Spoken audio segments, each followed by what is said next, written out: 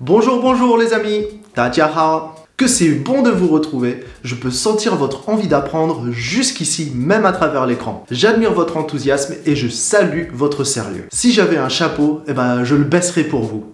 Tiens, tu sais quoi? Bouge pas. Hop. Et pour étancher cette soif, aujourd'hui je vais vous apprendre un truc un peu compliqué. Comment savoir s'il faut choisir le passé composé ou l'imparfait? Encore une belle galère de la langue française. J'ai déjà fait une petite vidéo sur les temps de la langue française en début d'année, à l'époque où j'avais encore des cheveux. Donc n'hésitez pas à aller la revoir pour en apprendre plus sur le passé composé et l'imparfait. Parce qu'aujourd'hui, ce qui nous intéresse, c'est de savoir quand utiliser lequel. Autant on peut facilement utiliser le passé composé à la place du passé simple, autant entre l'imparfait et le passé composé, c'est souvent pas possible. Bon déjà, qu'est-ce qu'ils ont en commun? Ce sont tous deux des temps du passé et servent à parler de quelque chose qui est terminé. Si je dis je marchais dans la rue, cela veut dire que je ne marche plus dans la rue. Si je dis j'ai mangé une glace, cela veut dire que j'ai terminé la glace. Et globalement, c'est tout ce qu'ils ont en commun. Les différences sont plus nombreuses. Premièrement, il y a une différence dans l'importance de l'information donnée. Bon, pour faire simple, on utilise l'imparfait pour une information secondaire et le passé composé pour l'information principale. Un verbe à l'imparfait donne en effet souvent une information sur le contexte, on dit aussi que c'est le temps de la description. Donc le choix entre les deux permet de mettre en évidence quelle information est la plus importante. Si je dis « je marchais dans la rue quand je suis tombé », l'information importante, c'est que je suis tombé, pas que je marchais dans la rue. À la limite, on peut même enlever le « je marchais dans la rue ». On peut juste dire « je suis tombé ». Deuxième différence, c'est la durée de l'action. Souvent, l'imparfait implique une action d'une certaine durée, alors que le passé composé sert à parler d'une action courte, juste un instant. Bon, c'est sûrement le point le plus compliqué à comprendre parce qu'il est plus logique que linguistique. Par exemple, quand je dis « je suis tombé », là c'est facile à comprendre, ça dure un instant. Mais si je dis « j'ai mangé une glace », c'est pas aussi simple. Bah oui, la glace, je l'ai pas mangée en une seconde.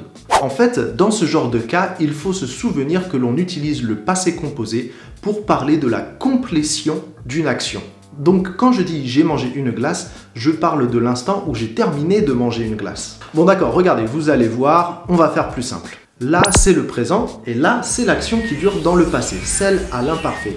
Et là, poum, c'est le passé composé. Je marchais dans la rue quand je suis tombé. En gros, si c'est une action qui dure dans le temps, vous pouvez utiliser l'imparfait. J'étais étudiant, tu avais du succès, nous allions à la plage. Dans le dernier exemple, on parle du moment où nous étions sur le chemin pour aller à la plage. On était peut-être au début du chemin, au milieu du chemin, à la fin du chemin, on ne sait pas. Par contre, si je dis « nous sommes allés à la plage », cela signifie que l'action d'aller à la plage est terminée. Et même sûrement que nous en sommes revenus de la plage. Et là, c'est le troisième point. Contrairement à l'imparfait, le passé composé a un impact sur le présent. Ouais, bon d'accord, en fait, c'est ce point-là le plus compliqué. Qu'est-ce que ça veut dire avoir un impact? C'est simple, en fait, cela veut dire que l'action a une conséquence sur le présent.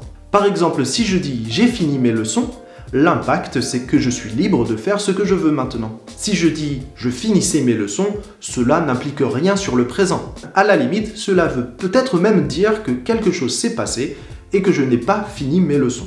J'ai bu le lait, cela implique qu'il n'y a plus de lait. On revient à notre exemple, je marchais dans la rue quand je suis tombé, ça peut vouloir dire que j'ai mal, tout simplement. Par contre, je marchais dans la rue, cela n'implique rien du tout sur le présent. Si ça se trouve, j'y suis encore dans la rue, ou peut-être pas, on sait pas.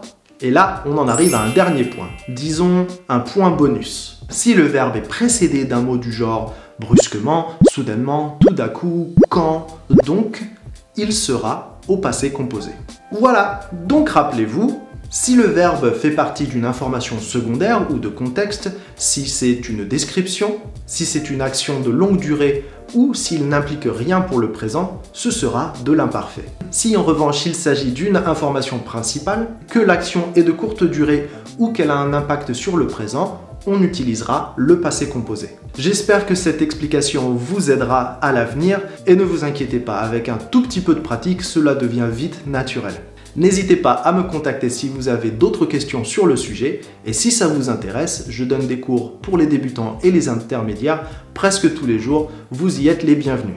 Merci de partager la vidéo si vous l'avez trouvée intéressante et moi je vous dis à très bientôt. A plus!